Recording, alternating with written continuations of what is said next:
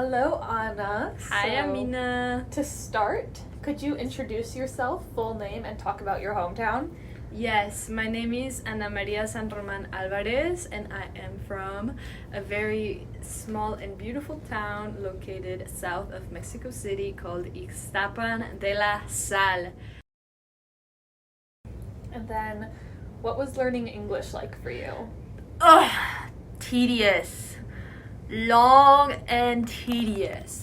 I started learning when I was 6 years old, and I learned to talk and understand when I was 12. Like, when I was 12, I could watch movies and understand everything, but I wouldn't consider myself fluent up until before I took the TOEFL for college. I forgot the acronym, but it's like the English certification exam that you have to take. That it's like, yes, this person knows English officially. So I wouldn't say I was 17. And you didn't learn it in school, right? You learned it informally? Both. So growing up, my parents are always like, oh, how do you say coche in English? And I don't have to say car. Like, I was raised to be bilingual. Even though my family wasn't bilingual, I was raised to be, because a lot of people in Mexico are fluent in English.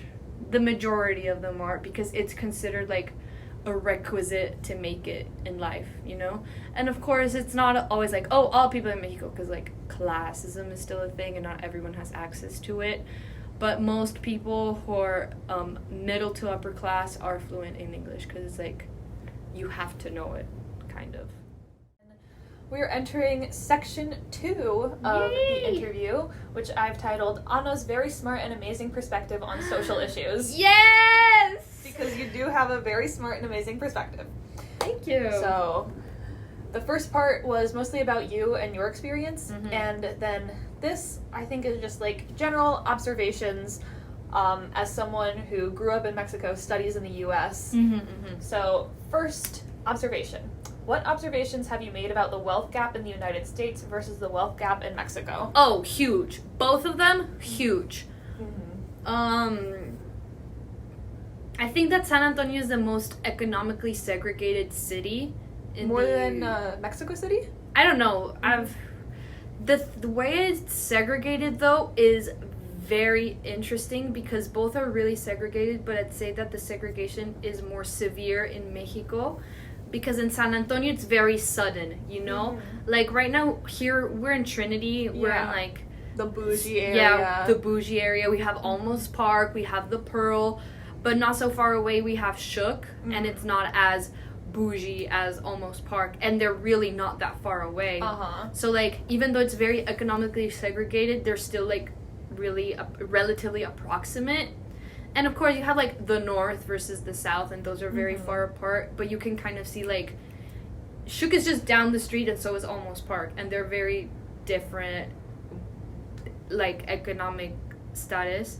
Whereas in Mexico City, it's, like, the areas are, like, you have Polanco, you have La Roma, etc., etc. And then you have Tepito, but they're not close by at all.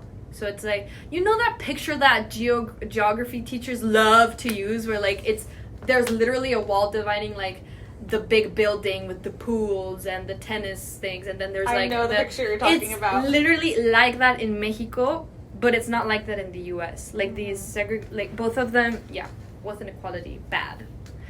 Quote me on that. Wealth inequality bad. What are the differences between how race is viewed in the United States versus how it is viewed in Mexico? Like, we could people in Mexico love pretending that racism is not a thing there when it fully is. Like, we still have horrible terms that we use to refer to each other.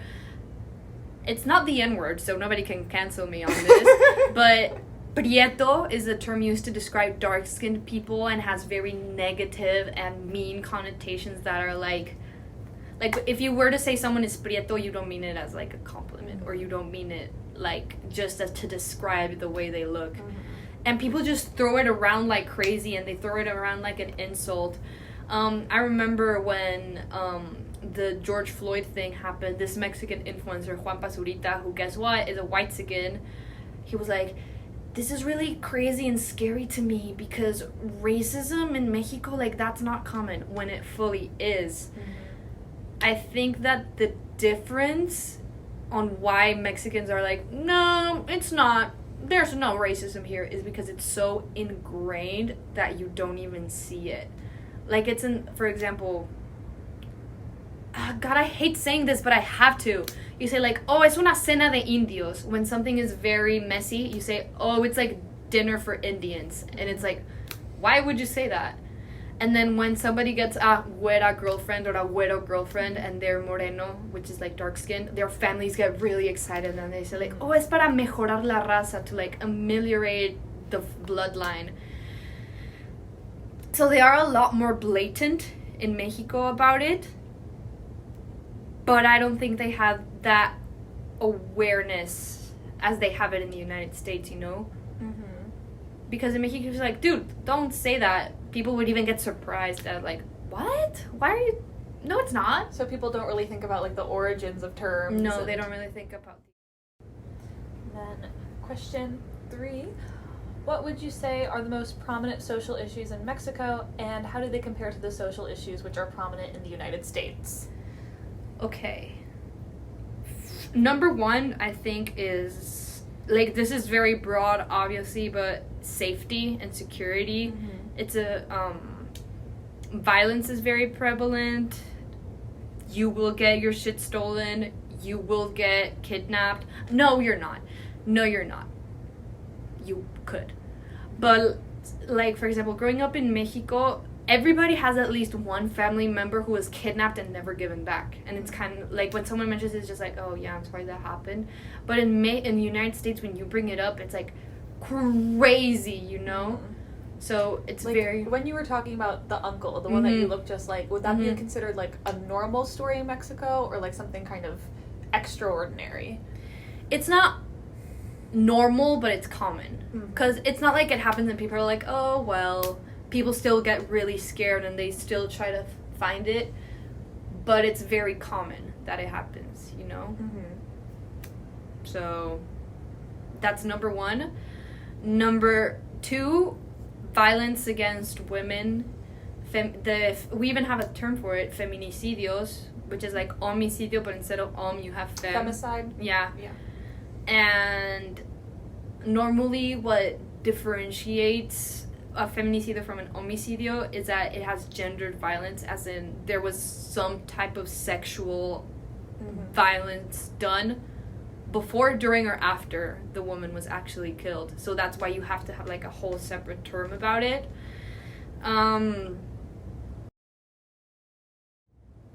Narcocultura is very big. And that kind of depends on the geographic region too, yes. As well. They tend to concentrate in smaller towns because it's easier to, like, not be found. Even though it's really ironic because they stand out more. Mm-hmm. But since they're in a small... Like, most of the turf wars occur in small towns. Like, for example, my town, that happened. And when did that happen? Oh.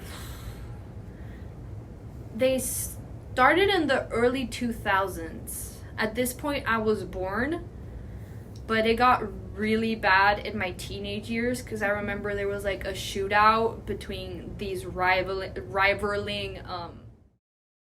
carteles in like this very popular hangout spot, and I never went back again, and you wouldn't go back again. And at this point, the turf war has settled, and wealth inequality, huge, horrible, rampant. Classism is crazy. The same with like racism and classism. Like, the word naco is so degrading and horrible, and people love to be like, naco, naco, naco, naco, naco. And they were like, dude, don't say that, that's cousins. They're like, no, it's not.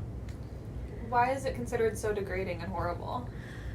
I don't know the etymology of it, but I guess an English equivalent would be ghetto, which is... Really? Yeah, like when someone says like, oh, this is like the ghetto, it probably means like, I don't know. Or like if you say like, oh, that's so ghetto, like. Yeah, it's like, ugh. So people use naco like that term? Yeah. a person can be naco, something you're wearing is naco, a place in itself is naco. They also say like corriente, which is like